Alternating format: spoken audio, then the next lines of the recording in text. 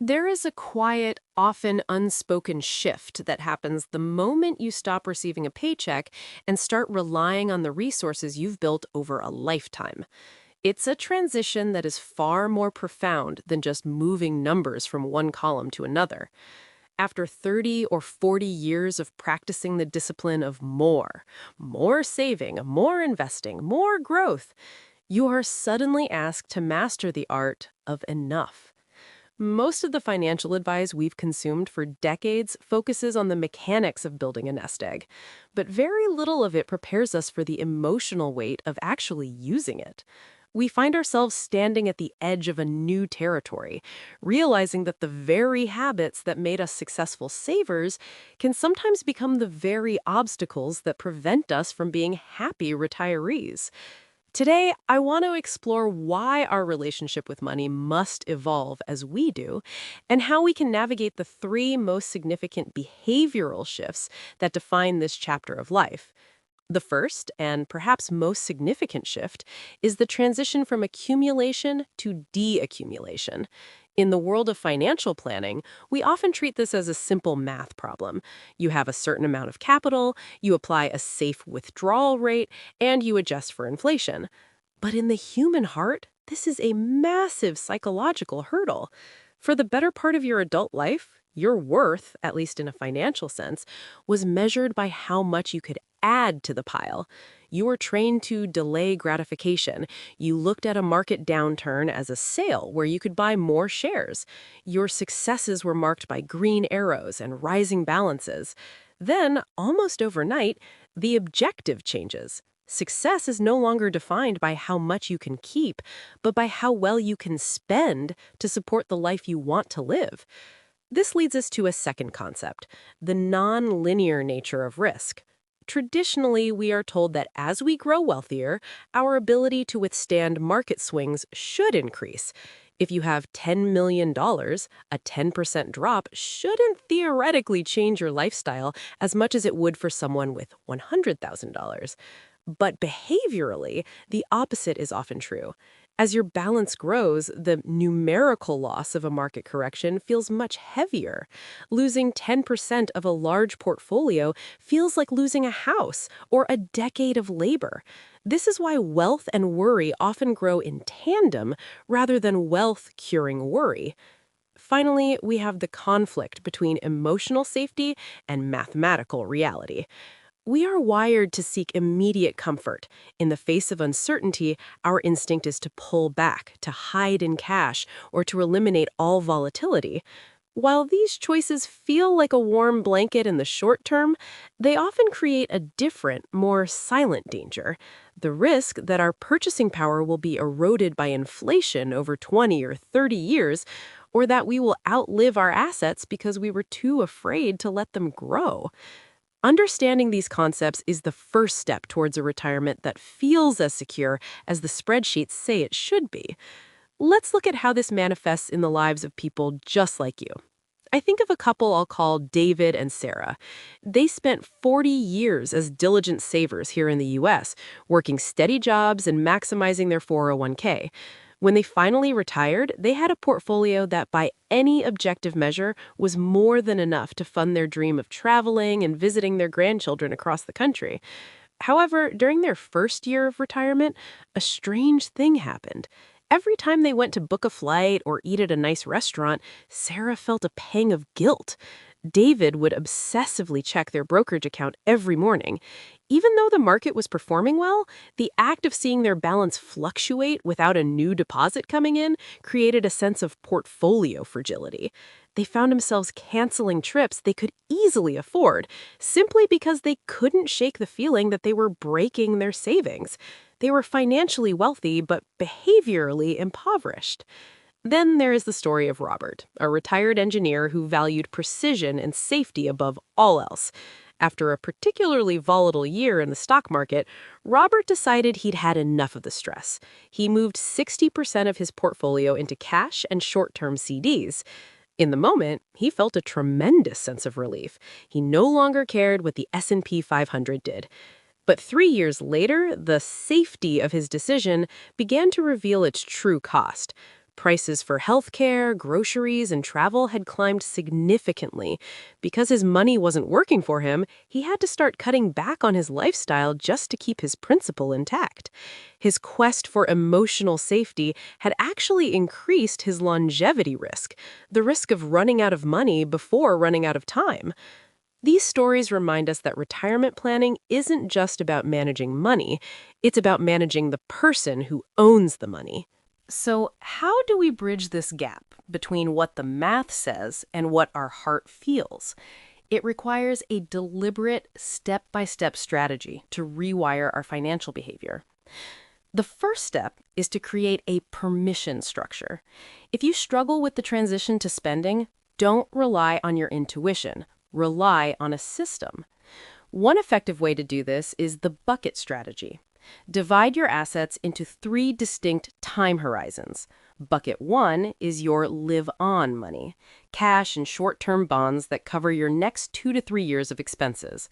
Knowing this money is safe, regardless of what the stock market does tomorrow, provides the emotional floor you need to remain invested.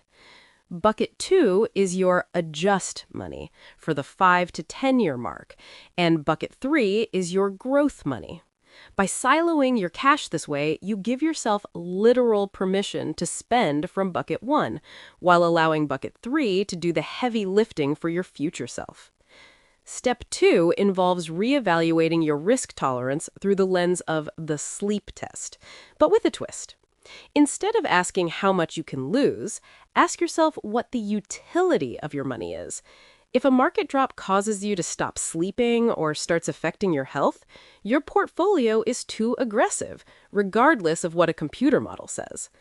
However, you must also calculate the cost of being too safe. Sit down and look at what your income will look like in 15 years if it doesn't grow. Often, the fear of future poverty is a healthy counterbalance to the fear of current volatility. Step 3 is to automate your income. One of the reasons de-accumulation feels so painful is that it requires a manual decision to sell an asset. This triggers our loss aversion. Instead, set up your accounts so that your dividends, interest, and required minimum distributions are automatically funneled into your checking account on a set schedule. When the money appears like a paycheck, the psychological friction of spending it vanishes. You stop feeling like you are liquidating your life and start feeling like you are simply receiving your hard-earned reward. One of the most persistent misconceptions in the U.S. retirement landscape is the idea that success means never touching your principal. We have been conditioned to believe that if the balance goes down, we are failing. But let's reframe that. Your principal is not a trophy to be admired. It is fuel for a journey. If you reach the end of the journey with a full tank of gas and no memories, did you really win? Another common fear is the irreversibility trap, the belief that one bad financial decision in retirement will ruin everything forever. While it's true that we should be cautious with large one-time expenditures, most of retirement is a series of small, reversible adjustments. If the market has a bad year, you don't have to go broke. You might just choose to take a domestic road trip instead of a European cruise. You have more flexibility capital than you realize. We also need to address the fear of the unknown variable, specifically healthcare and inflation. Many retirees oversave and underspend because they are terrified of a hypothetical medical crisis 20 years down the line. While planning for long-term care is essential, it shouldn't lead to a life of deprivation in your go-go years, those early years of retirement when you have the health and energy to actually enjoy your wealth. The goal is to be prudent, not paralyzed. Now, how do we put this into practice starting today? I suggest a few small wins to help transition your mindset. First, identify one guilt-free category of spending.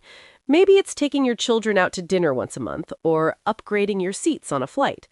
Decide on a specific dollar amount that is purely for joy and commit to spending it. Think of this as spending practice. It's a skill that requires repetition to master. Second, perform a stress test with a professional. Ask your advisor to show you what happens to your plan if the market drops 30% tomorrow. Often, seeing the data, realizing that even in a worst case scenario, your plan remains viable, can take the monster out of the closet. It replaces vague anxiety with concrete understanding. Third, review your cash reserve. If you find yourself constantly worried about market volatility, you might simply need a larger cash wedge.